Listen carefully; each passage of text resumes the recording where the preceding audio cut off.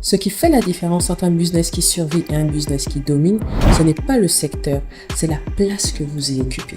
Approfondissons ce raisonnement de notre perspective d'entrepreneur. Ici, il ne s'agit pas de ce que vous faites, mais de la place que vous occupez dans votre marché. Regardez les parcours des plus grands, Dangote, etc.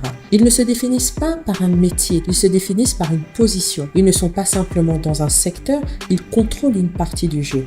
Qu'il s'agisse d'industrie, d'énergie, de télécom et de commerce, ce n'est jamais l'activité en elle-même qui fait la différence, c'est le pouvoir qu'ils y ont construit. Être dans un secteur porteur ne garantit rien.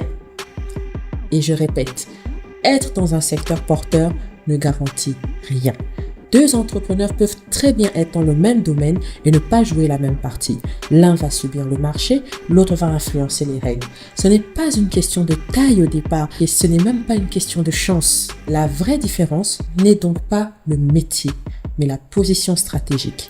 Êtes-vous remplaçable ou indispensable aux yeux de votre prospect ou de votre potentiel client? Êtes-vous des outsiders ou des leaders sur votre marché?